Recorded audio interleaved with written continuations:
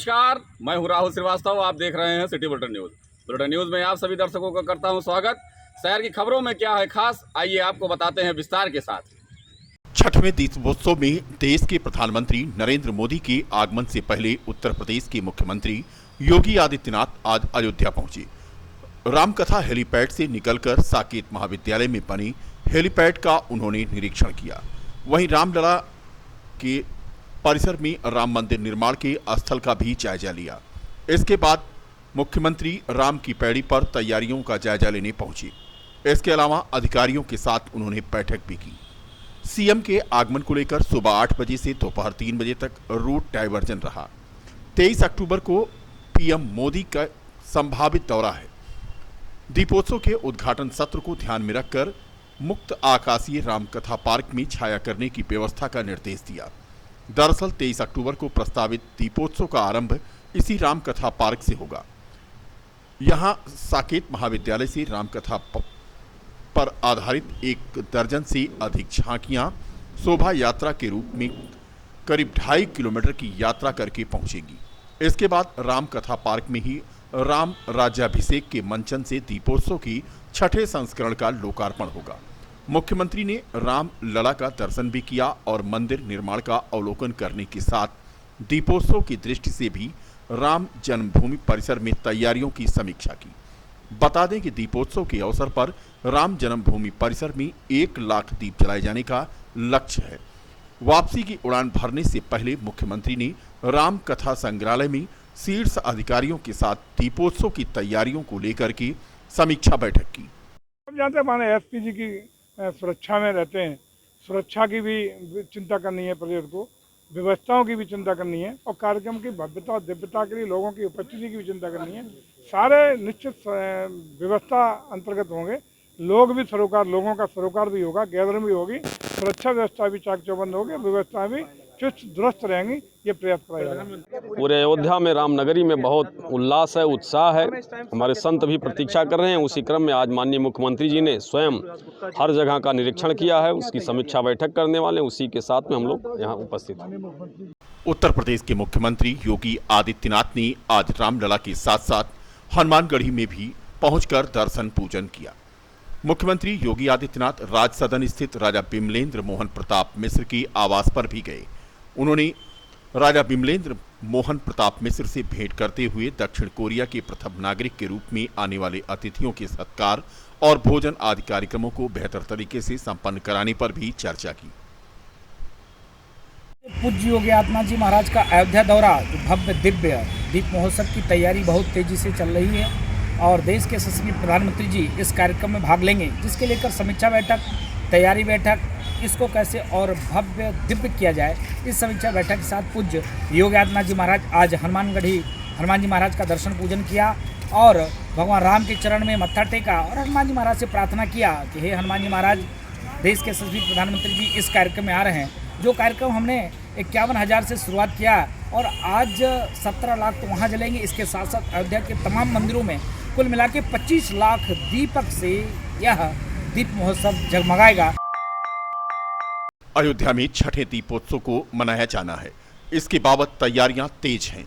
युद्ध स्तर पर शासन स्तर से प्रयास जारी है। दीपोत्सव कार्यक्रम के सजीव प्रसारण को दूरदर्शन द्वारा किए जाने का निर्णय लिया गया है। इसके अलावा दुल्हन की तरह पूरी अयोध्या को सजाया जा रहा है। दीपोत्सव को सकुशल शांतिपूर्ण ढंग से संपन्न कराए जाने के लिए तथा वीवीआईपी और वीआईपी कार्यक्रमों के दृष्टिगत मजिस्ट्रेटों की ड्यूटी लगाई गई है, जो 21 अक्टूबर से 24 अक्टूबर तक रहेगी। दीपोत्सव को रोमांचक और मनोरंजक बनाने के लिए संस्कृति विभाग उत्तर प्रदेश के अयोध्या शोध संस्थान द्वारा जनपद स्तर पर विभिन्न कार्यक्रमों का आयोजन किया जा रहा है। दीपोत्सव के मुख्य कार्यक्रम के दिन यानी 23 अक्टूबर को शोभा यात्रा एवं झांकी में रामलीला विधा के तहत श्री गणेश झा, मनीष दास आदि की प्रस्तुतियां होंगी। बता दें कि तोरण द्वार बनाए गए हैं और अयोध्या अभी से ही दीपोत्सव के लिए तैयार हो गई है।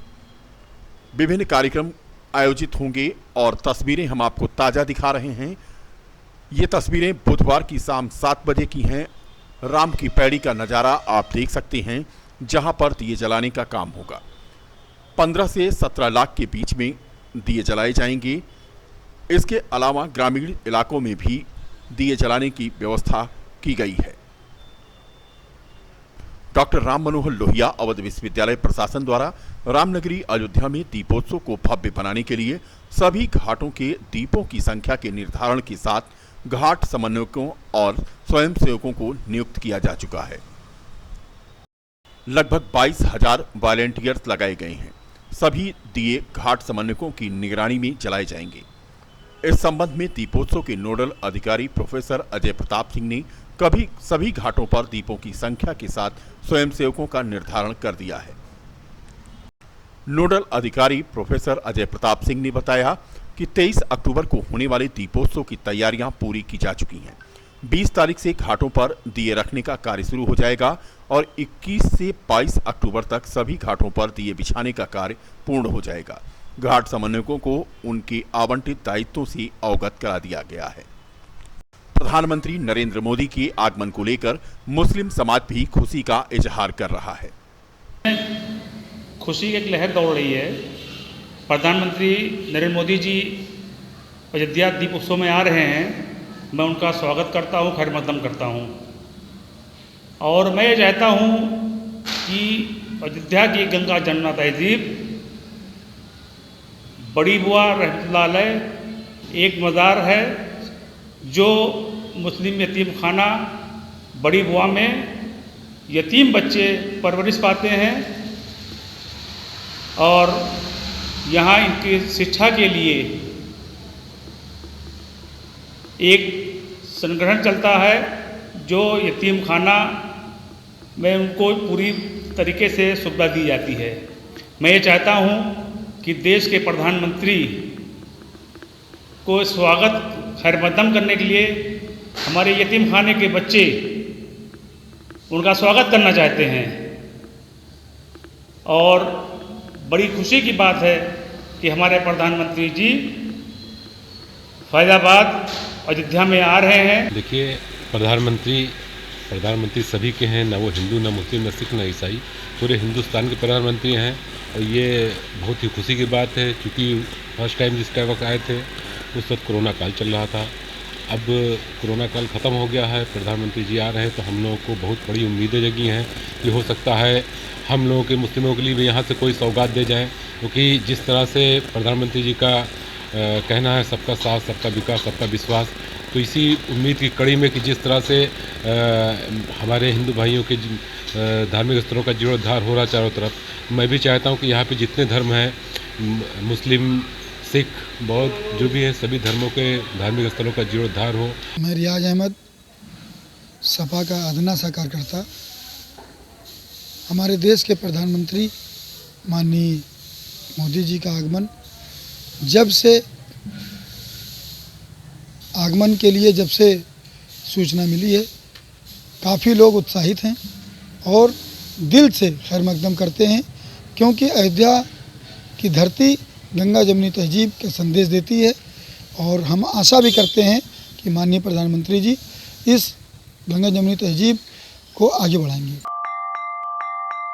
अयोध्या के मंगल पांडे वार्ड के पार्षद राजेश गौड़ ने दीपोत्सव के उपलक्ष्य में अपने वार्ड के सभी मंदिर और चौराहों पर रंगोली बनवाने का कार्य किया है। मंगल पांडे वार्ड के पार्षद राजेश गौड़ ने बताया कि इस बार दीपोत्सव और भव्य बनाने के लिए वार्ड के सभी घरों में दीपों को बांटने का काम किया जाएगा। इसके साथ साथ वार्ड के सभी मंदिरों और प्रमुख चौराहों पर रंगोली बनवाकर दीपोत्सव के दिन दीपोत्सव से जगमगा दिया जाएगा। इस दीपोत्सव को सबकी सहभागिता से और भव्य रूप से मनाया जाएगा। तैयारी चल रही है।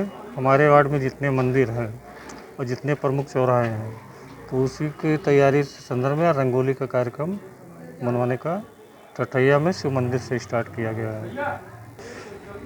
अब इसमें सबका जनभागिता है और ये भव्य से भव्य दीप उत्सव मनाया जाए, सभी का सहयोग रहेगा। इसमें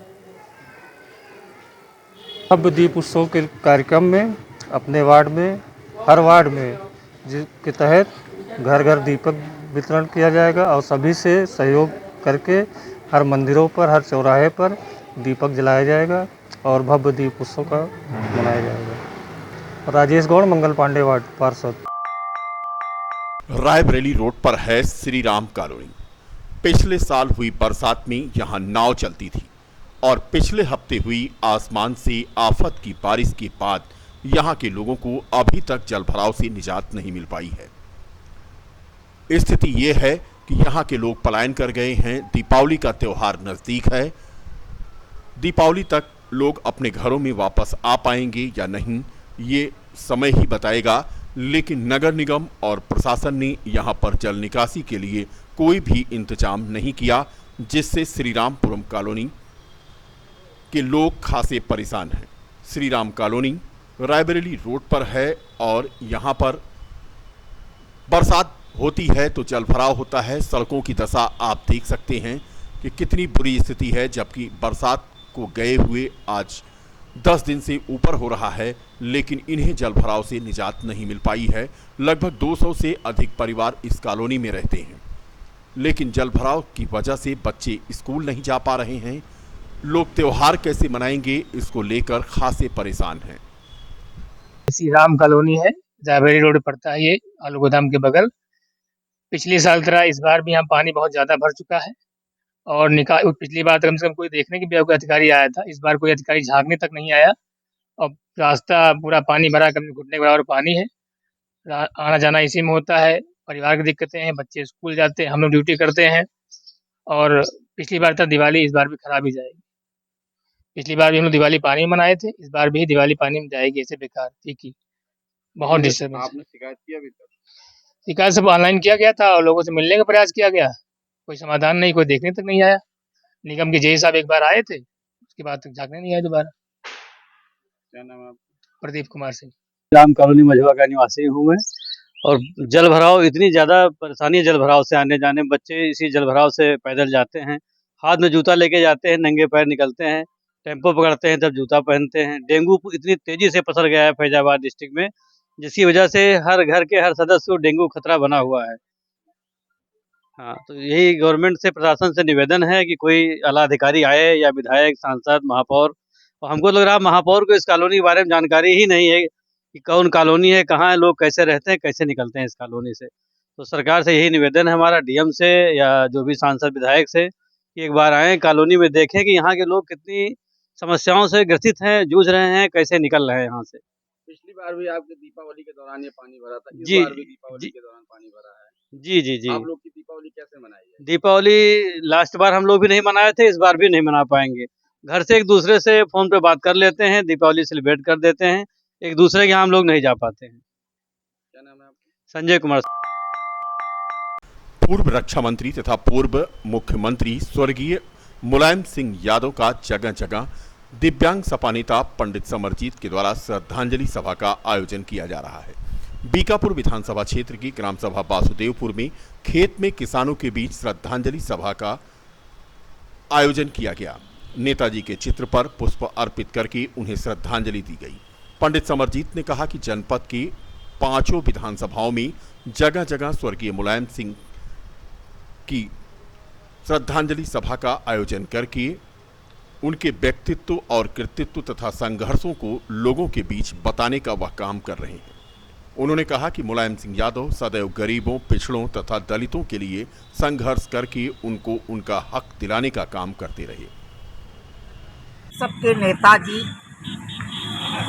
आदरणीय स्वर्गीय मुलायम सिंह यादव जी का अयोध्या जनपद में जगह जगह श्रद्धांजलि सभा का हम आयोजन कर रहे हैं तथा लोगों को माननीय नेताजी के आदर्शों पर चलने के लिए लोगों को बता रहे हैं और समाज से आग्रह कर रहे हैं कि जैसे हमारे नेताजी ने लोगों के हक हुकूक के लिए संघर्ष किया, वैसे आज हम सबको अपने नेताजी के लिए तथा माननीय हमारे सपा राष्ट्रीय अध्यक्ष अखिलेश भैया का साथ देने के लिए हम सबको नेताजी के बताए हुए रास्ते पर चलने की आज सख्त जरूरत है।